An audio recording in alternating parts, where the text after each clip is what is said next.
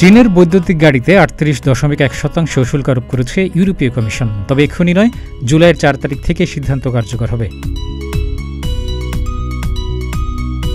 চীনে উৎপাদন হওয়া সব ধরনের বৈদ্যুতিক গাড়িতে বর্তমানে শুল্ক রয়েছে 10%। বিদ্যমান শুল্কের সঙ্গেই বাড়তি হিসেবে নতুন শুল্ক যোগ করা হবে।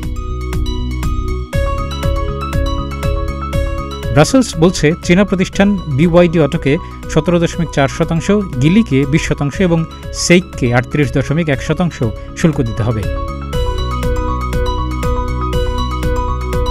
তারা আরও বলছে, ২০২৩ সালের অক্টোবরে শুরু হওয়া তদন্তে যেসব বৈদ্যুতিক গাড়ি নির্মাতা প্রতিষ্ঠান সহায়তা করেছে সেসব প্রতিষ্ঠানের উপর শুল্ক আরোপ করা হবে গড়ে ২১%, আর যারা সহযোগিতা করবে না তাদের জন্য শুল্ক বাড়বে ৩৮.১%। ইউরোপীয় কমিশনের ভাইস প্রেসিডেন্ট মার্গারিটিস এক সংবাদ সম্মেলনে বলেন, চীনের গাড়ি প্রস্তুতকারীরা ভর্তুকির জন্য ব্যাপকভাবে লাভবান হচ্ছে। এতে হুমকিতে রয়েছে ইউরোপের গাড়ি নির্মাতারা। এদিকে ইউরোপীয় কমিশনের এই ঘোষণা ভালোভাবে নেয়নি বেইজিং। চীনের অভিযোগ, এই শুল্ক বাণিজ্যে আন্তর্জাতিক আইন পরিপন্থী। শুধু তাই নয়, এতে চীনের সঙ্গে ইউরোপীয় ইউনিয়নের সম্পর্কে নেতিবাচক প্রভাব পড়বে। এছাড়া বৈশ্বিক অটোমোবাইল উৎপাদন এবং সরবরাহ ঝুঁকিতে পড়তে পারে।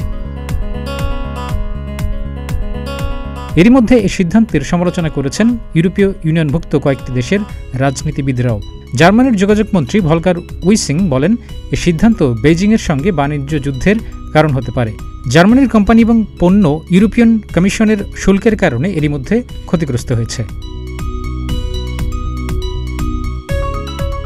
এর আগে চলতি বছরের মে মাসে চীনের তৈরি বৈদ্যুতিক গাড়ির উপর যুক্তরাষ্ট্রে ২৫% থেকে বাড়িয়ে শুল্ক করা হয় ১০০%।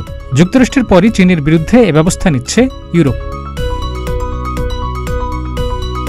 ডেস্ক রিপোর্ট, প্রতিদিনের বাংলাদেশ।